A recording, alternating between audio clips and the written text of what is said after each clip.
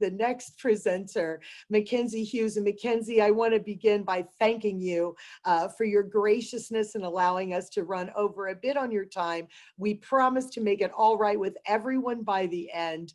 McKenzie comes to us from Oregon State University. Am I remembering, McKenzie? Is that beautiful Corvallis, Oregon? What a beautiful place, amazing area of the country. You come to us as someone who is studying integrative biology. You're preparing for the MCAT, but along with all of that, your real passion and research, if I'm remembering this correctly, is, and it is in my heart, you're studying and analyze data-driven material in order to attack and address disparities in access to healthcare. Did I get that right?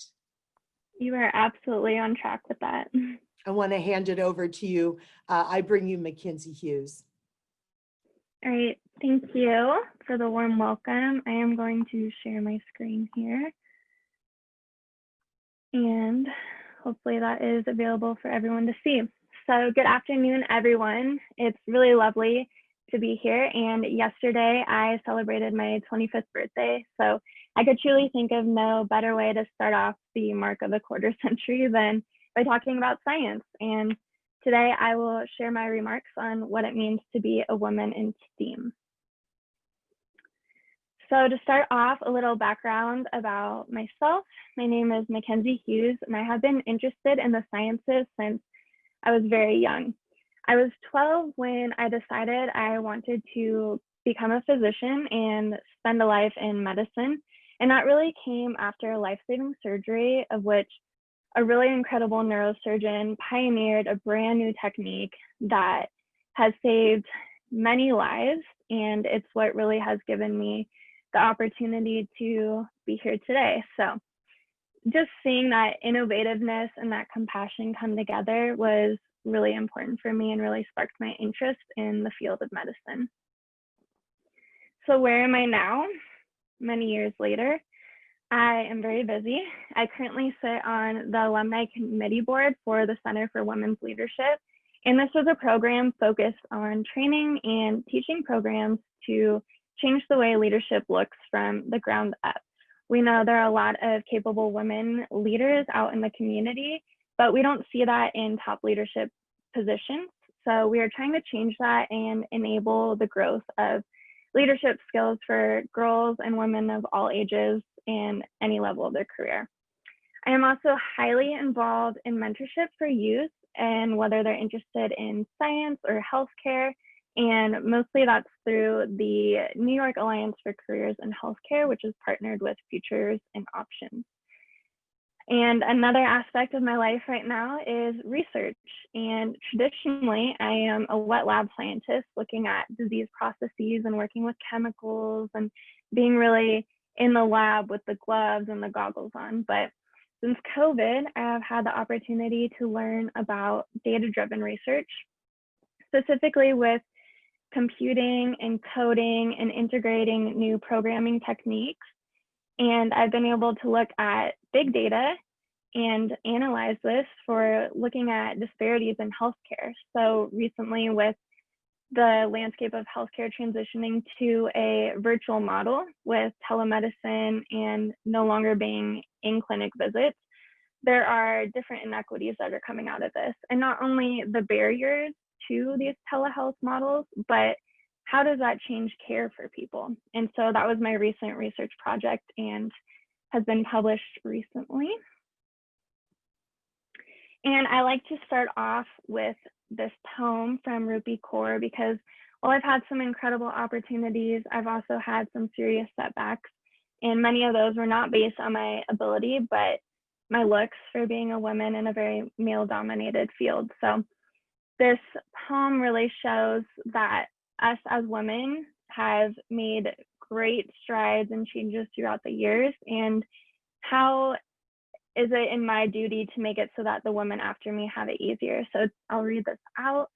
I stand on the sacrifices of a million women before me thinking, what can I do to make this mountain taller so the women after me can see further? And so we ask, what are these sacrifices that I or we as women in science sit on, and what am I left to face, and what am I left to do for the next generation of women in science? So first of all, to look back in history, the first woman who comes to mind, especially in my field of and want to become a physician, is Elizabeth Blackwell, who was given the advice to cut her hair, wear a mustache, and appear as a man. And she still pursued that medical education. She was admitted as a prank to medical school on behalf of her male colleagues, but she went on to be limitless along her journey, breaking many barriers. And in 1857, Dr. Blackwell opened the New York Infirmary for women and children. So truly amazing accomplishment during that time. The next woman is Hedy Lamarr, who was known as being the world's most beautiful woman for much of her life, as well as a very well-known actress. And if you really ever pay attention to her in her interviews and you listen how she speaks and kind of puts up with people, you'll notice she is actually really quite intelligent. And unfortunately, her beauty has really overshadowed that brilliance that she holds. So in 1942, she actually co-invented signal hopping, which if you are grateful and happy to be here today and to have Wi-Fi and Bluetooth or any wireless connection, then you should know that Hedy Lamarr discovered what was the basis for all of this technology. And now we have Katherine Johnson, who's very wonderful. And this really highlights the different barriers that us as women have. So on top of being a woman, she also had to fight through segregation at the time in the National Advisory Committee for Aeronautics. And segregation wasn't happening in NASA, but it was in a lot of areas of science at the time. So even with these extra challenges, she still managed to author over 25 research reports and is known for calculating by hand the trajectory to get to the moon for the Apollo mission, which is truly incredible and very inspiring. So for many years, these women were faceless. You didn't hear about their accomplishments, and many of their notability came much after their lifetime. And they oftentimes received attention for something other than their brilliance. So now I will show you their faces. And we know more about them. We recognize their faces. And these women show what it means to truly be a woman in STEAM, not only the intellectual accomplishments, but really breaking and paving the way for other women. There's an aspect of true compassion there and just willingness to help others out. So each of them showed up and said, I'm going to do this anyway, because they're all told no on some level. They're all doubted, and many other women are still fighting this today. And this just goes to show that anyone with this kind of determination can join the ranks of these women. And I do mean everyone when I say this, regardless of age, because recently on the cover of Times Magazine, we have Gitanjali Rao, who is only 15, and she was featured for the recognition of her invention in testing water for lead with a mobile device. And this is just really wonderful to have this type of awareness and recognition for especially girls in science who are overlooked or often have this anxiety about math and science, and the imposter syndrome really does set in really early in education. So what is the future? It's girls like Gitanjali, and it's also all the girls who are doing the little things around their community, who are thinking up in their head all the ways that they want to go about accomplishing their goals in life, and they aren't settling to compromise on their interests. This also includes the mentors who are out there working hard, the educators who are ensuring there are community programs for girls in STEM as well. So we have just a wonderful environment coming out of all of these challenges. And so a big part of my mission is to empower girls to find their interests and then stick to them. As we've heard mentioned earlier in this conference about the leaky pipeline, how many girls are interested in these type of innovative fields, but the pipeline just doesn't work for them. They fall out of it for one reason or another. And so on the left, the little girl is me many, many years ago, and I was dressed up as a surgeon for Halloween. And on the right, I am showing a pin that I usually wear on my blazer, and it reads Empower Women in STEM. So what brought me to where I am today, what experience in STEAM, and this really started as individual projects in K through 5 education.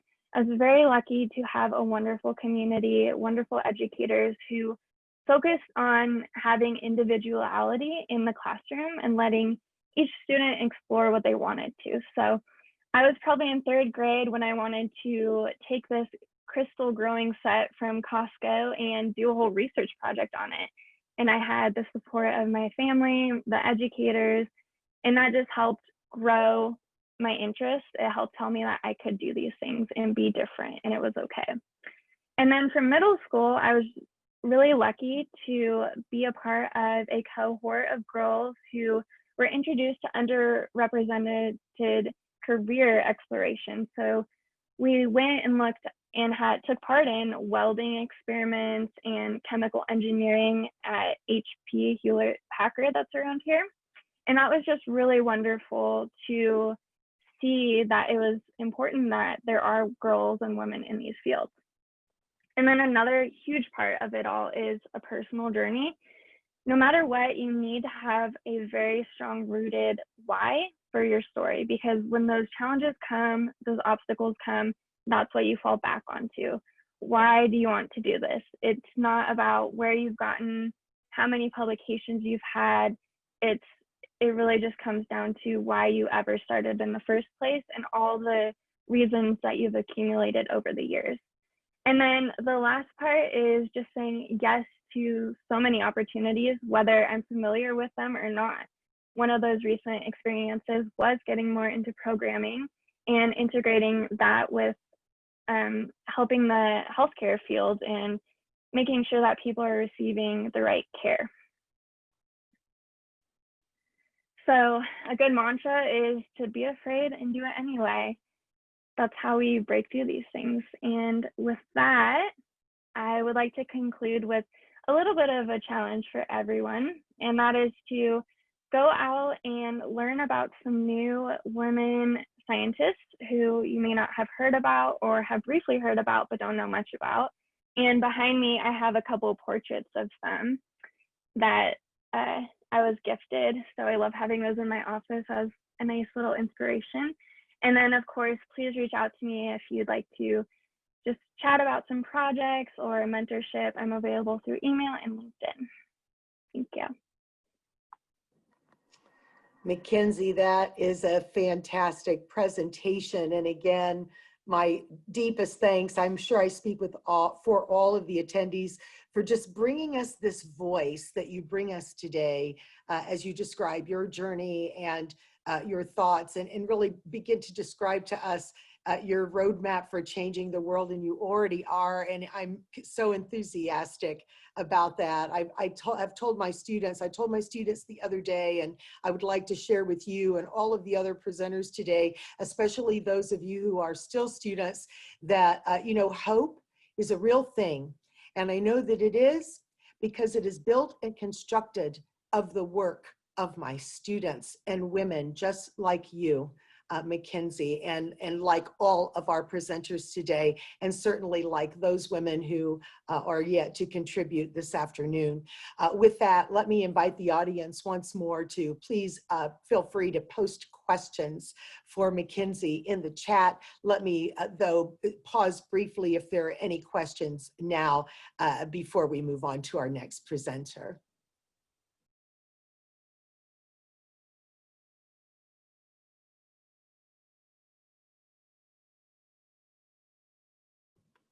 McKenzie, thank you so much again. What a fantastic presentation.